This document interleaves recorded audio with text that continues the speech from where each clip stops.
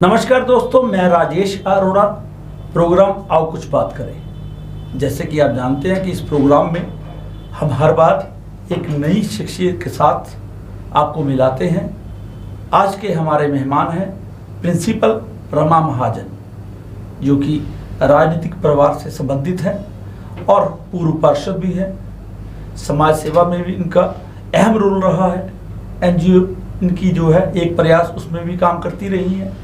इनसे जानेंगे राजनीति के बारे में, इनके जीवन के बारे में, और कांग्रेस और भाजपा की सरकारों में क्या अंतर है, इनसे इस बारे में भी पूछेंगे। रमा जी, सबसे पहले तो मैं अपनी तरफ से और अपनी पूरी टीम की तरफ से आपका बहुत बहुत स्वागत करता हूं कि आपने कीमती समय निकाला और हमारे स्टूडियो में आए।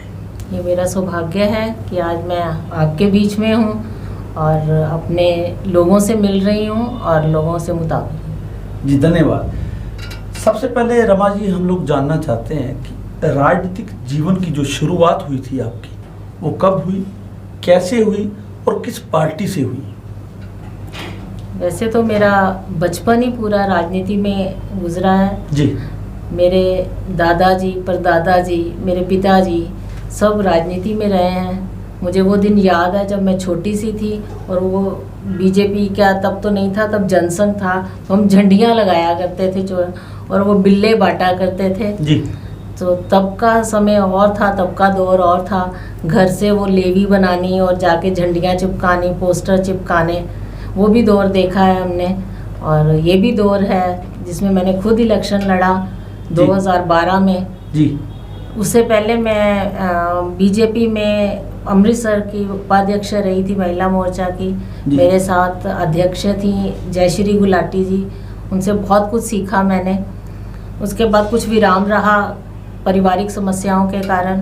फिर 2012 में इलेक्शन लड़ा काउंसलर के तौर पे, और वो इलेक्शन जीतकर 2012 से 2017 तक जनता की सेवा करने का मौका मिला।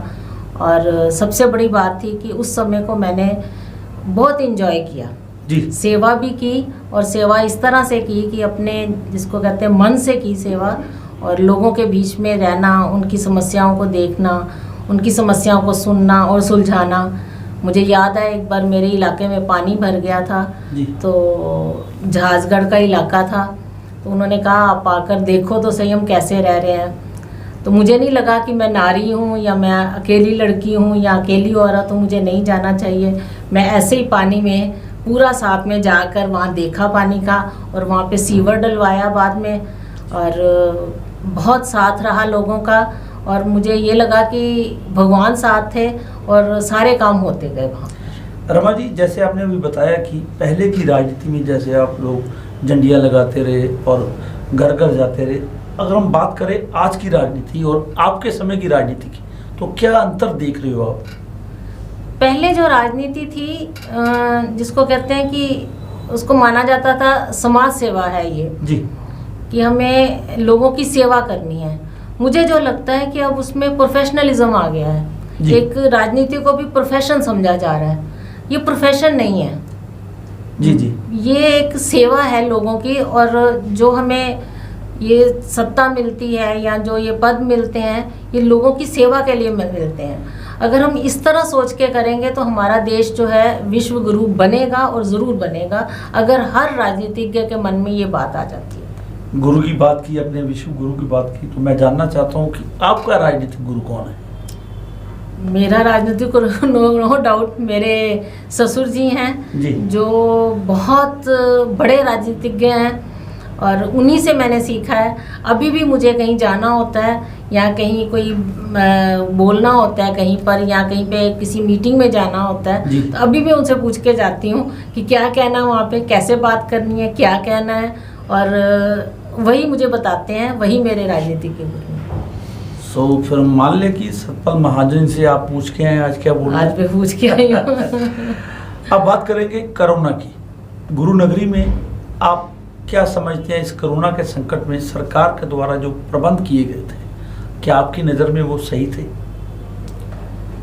हमारे जहाँ तक मैं समझती हूँ पंजाब की, खासकर अमृतसर की, ये एक बदकिस्मती रही है कि अगर सेंटर में जो सरकार होती है वो यहाँ पर नहीं होती है। और इसका हमें हर कदम पे नुकसान उठाना पड़ा है जी। और अभी भी यही रहा है, राजनीति चलती रही है, ऊपर से जो आया है, सामान आया है या जो ऊपर से मदद आई है वो लोगों तक नहीं पहुंच पाई है। अगर वो पहुंच जाती लोगों तक तो ये जो प्रवासी मज़दूरों की ये जो समस्याएं आई हैं ये नहीं आनी थी। ये प्रवासी मज़दूरों की समस्या इसीलिए आई हैं कि जो मदद सरकार से, सेंट्रल गवर्नमेंट से यहाँ तक आई है वो पहुँच नहीं पाई लोगों तक। लोग बेहाल हो रहे थे और उन्होंने वापस जाने की सोची। ये ठीक है, वहाँ भी उनको नहीं रोज़गार मिला, उनकी वैसे नहीं हो पाई, सुनवाई हो पाई, वापस आने को तरस रहे हैं। पर एक बार ये हमसे भूल हो गई है और इसके लिए मैं कांग्रेस सरकार को जिम्मेदार मानती हूँ। क्या लोकल जो लीडरशिप है, हम बात करेंगे केवल अमृतसर की, इसमें आप जिम्मेदार लोकल लीडरशिप को मानते हैं? बिल्कुल मानती हूँ। ये निकले ही नहीं लोग बाहर, इन्होंने लोगों की मदद की ही नहीं। जो मदद लोगों को चाहिए थी वो मदद उन तक पहुंची नहीं। अगर ये मदद पहुंची होती तो ये हालात नहीं होते।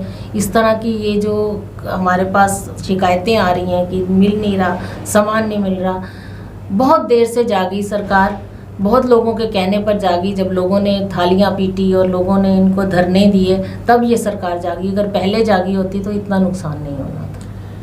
भाजपा की इस समय केंद्र में सरकार है और इससे पहले कांग्रेस की भी रही है। 2014 के बाद ही भाजपा इस बार आई है। तो क्या भाजपा जी की भी सरकार केंद्र में भाजपा की रही है, क्या अंतर आप देखते हो जब भाजपा की सरकार केंद्र में आती है और जब भाजपा रहित जो सरकारें रही हैं उसमें क्या अंतर आप देखते हो? बहुत बड़ा अंतर है जी। पता नहीं, मैं सोचती हूँ इस तरह से, ये मुझे लगता है ऐसे कि सब लोगों को लगता है कि बहुत अंतर है। कांग्रेस ने देश को बेचने में कोई कसर नहीं छोड़ी थी। बीजेपी सरकार आने से पहले, मैं अभी बात कर रही थी राजेश जी से कि बीजेपी सरकार आने से पहले ऐसे लगता था कि हिंदुस्तान बचेगा ही नहीं, भारत का नामो निशान मिट जाएगा। ये कांग्रेस के लोग जो हैं वो देश को बेच के ही छोड़ेंगे। पर ये मोदी जी के कारण ही हुआ है कि देश बच गया है। देश का एक नाम है, इस समय दुनिया में नाम है लोगों का। भारत के लोगों को पहचाना जाता है। मैं देश विदेश काफ़ी घूमी हूँ, पहले भी गई हूँ वहाँ पे। पहले जो भारतीयों का सम्मान किया जाता था उस सम्मान में और इस सम्मान में बहुत फ़र्क है। पर अब क्या फिर अंतर कैसे हम देखें कि जब बात करते हैं विपक्षी दलों से तो उनका एक ही कहना है कि नरेंद्र मोदी जी के राज में जो जैसे काम चल रहा है वो लोगों को गुमराह कर रहे हैं। 15 लाख की बात होती है तो वो उस बात को लेकर विपक्षी दल जो मुद्दा बनाता है, नौजवानों की नौकरी की बात होती है तो वो केंद्र सरकार को ही इस बारे में मानते हैं कि उनकी गलत नीतियों के कारण नौजवान जो है आज बेरोजगार घूम रहा है। और 15 लाख वाली बात तो अब बहुत बार मीडिया में भी आई है। इस बारे में आपका क्या कहना है?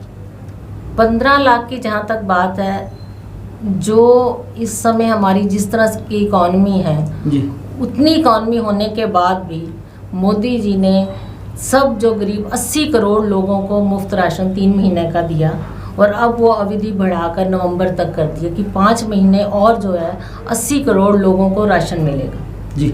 ये क्या 15 लाख से कम है? अभी तक इकॉनमी इतनी डाउन है, चाइना में हमारी सारी रोड्स बन रही हैं, ये 15 लाख से कम है? अभी आप जाओ सारी रोड्स देखो, जो रोड्स बन रही हैं जहाँ पे काम हो रहा है, 16 लेन तक बन रही हैं। जो बनी है मेरठ लेन जो बनी है वो 16 लेन बनी है। बठिंडा की आप देखो यहाँ पे जो रोड बनी है, एक बार आप जाकर देखो, मज़ा आ जाता है उस रोड पे। ये 15 लाख से कम है। किसी को 15 लाख देने और उसको रोज़गार देना उससे ज़्यादा अच्छा है। और रोज़गार के बहुत से अपॉर्चुनिटीज़ पैदा की जा रही हैं। आत्मनिर्भर भारत की बात हो रही है। आत्मनिर्भर भारत बनाने का मतलब ये है कि हमारा जो बाहर से हम एक्सपोर्ट चीज़ करते हैं वो खुद बनाएं। इतनी टैलेंट है हमारे पास। मैं अभी बात कर रही थी, नोएडा में एक किसी ने वेंटिलेटर बनाया, जो इतने महंगे वेंटिलेटर हैं, वो 10-10 हज़ार के वेंटिलेटर एक बच्चे ने बनाया। बच्चा मतलब युवा ने बनाया है। जी जी। तो वो कहाँ से है? वो अगर उनको स्टार्टअप दिया गया तो वो बना है ना इस तरह से। तो बाकी ये है कि हमें भी अपने देश के लिए, अपने समाज के लिए कुछ करना चाहिए, उसके लिए सोचना चाहिए। जो मोदी जी का कहना है, माननीय प्रधानमंत्री जी का कहना है कि हम जो है अपने देश की हित की बात सोचें, अपने देश के लिए कुछ करें, और जब हम वैसा करते हैं तो हम कोई गलत काम नहीं करते। आप पंजाब भाजपा महिला मोर्चा की उपाध्यक्ष हैं। महिलाओं के लिए आपकी तरफ से खास काम क्या किया गया है जिससे पंजाब की महिला आपकी पार्टी से जुड़ी? यहाँ पे मैंने सदस्यता अभियान चलाया था। बहुत सी महिलाएं जो है इसमें जुड़ी हैं, हमारी बीजेपी से जुड़ी हैं। उनको मैंने एक ही बात कही थी कि बीजेपी में जो है जो सम्मान महिलाओं को मिलता है वो शायद किसी पार्टी में नहीं मिलता जी। बीजेपी का एक कार्यकर्ता है, शायद आपको पता है नहीं पता, हमारे जो कार्यकर्ता हैं वो सीधे रसोई में जा सकते हैं और उनको कोई रोक टोक नहीं है। वो जाकर पूछते हैं बहन जी क्या बना है जी। और हमारी ये प्रथा है कि हम जो है हमारे जो कार्यकर्ता हैं वो होटलों में नहीं ठहरते, घरों में ठहरते हैं और एक पारिवारिक माहौल महिलाओं को मिलता है। और इस कारण बहुत सी महिलाएं जो हैं बीजेपी से जुड़ी हैं। मैं बेटी बचाओ बेटी पढ़ाओ की कन्वीनर भी हूँ पंजाब की, और मैंने अपने स्कूल में 50 जो लड़कियां हैं उनको मुफ्त शिक्षा दे रही हूँ जिससे वो पढ़ें, क्योंकि अगर एक बेटी पढ़ती है तो पूरा परिवार पढ़ता है। और जो पढ़ाई है वो बहुत ज़रूरी है बच्चों के लिए, अगर हम जो है परिवार में शिक्षा चाहते हैं तो। अगर परिवार शिक्षित करना है तो एक बेटी को पढ़ाना बहुत ज़रूरी है। पढ़ लिख कर आजकल बेटियां बहुत ऊंचे मुकाम पर पहुंची हैं और अपने आप को सिद्ध कर रही हैं। आपने एक एनजीओ भी चला रखी है, एक प्रयास। वो एनजीओ कब आपने स्टार्ट की और उसमें कौन कौन से ऐसे काम किए जिसको हम माने कि ये एक खास उपलब्धि जो है वो आपने की हो? मैंने ये एनजीओ 2007 में शुरू की थी जी। उसको 13 साल हो गए। बसंत पंचमी वाले दिन मैंने शुरू की थी वो एनजीओ। उसमें हम महिला सशक्तिकरण पे ही काम करते हैं। उसमें हमने महिलाओं को जो अपने जैसे मेरे साथ कुछ वकील भी हैं, महिलाएं जुड़ी हुई हैं उसमें, तो उनमें जो जैसे घरेलू हिंसा पर उनको बताया गया, उनके जो अधिकार हैं उनके बारे में बताया गया। एक मैंने ओल्ड एज होम शुरू किया था। ओल्ड एज होम के मैं पक्ष में नहीं हूँ, पर वो था कि जैसे डे केयर सेंटर था, वहाँ पे महिलाएं आती थी और वो पूरा दिन रहती थी, रात को सोने के लिए वो घर में चली जाती थी। और वहाँ पे उनको छोटे छोटे काम दिए जाते थे, जैसे पापड़ बनाना, अचार बनाना, जो वो कर सकती थी। सारा दिन में रुकती थी वहाँ पे, अपने लिए खाना खुद बनाती थी। वहाँ पर तहसीलपुरा में शुरू किया था, लॉकडाउन के कारण उनको थोड़ा बंद करना पड़ा। उसके बाद हमने जो जेल की महिलाएं थे उनसे मिलने गए थे, उनको हमने जैसे ऊन ला कर दे दी थी, तो वो स्वेटर अपने बना के, तो अगर वो सेल करना चाहे सेल कर सकती थी, अपने आप बनाना चाहे अपने बना सकती थी। यानी कि आत्मनिर्भर निभाने का काम किया था उनको हमने। और उसके साथ हम एग्जीबिशन लगाते रहे हैं, जो महिलाओं ने जैसे दिवाली पे लगाई, जो खुद सामान बना के, तो हमारी महिलाएं जो थी वो खरीद सकती थी, वहाँ पे उनके लिए सामान खरीद सकती थी। और इसके अलावा जो है हम नारी निकेतन में कैंप लगाया था, डेंटल कैंप हमने लगाया था। वो जो वहाँ की रहने वाली महिलाएं थी उनका मेडिकल चेकअप वगैरह करवाया था। एक आप प्रिंसिपल भी हैं अजीत विद्यालय की, और लॉकडाउन के दौरान जो ऑनलाइन पढ़ाई का सिलसिला शुरू हुआ है, क्या आप बता सकते हैं कि ऑनलाइन पढ़ाई बच्चों को वो पूरी तरह ठीक अपने आप को ढाल सकें उसमें, अभी तक के नहीं डाल सके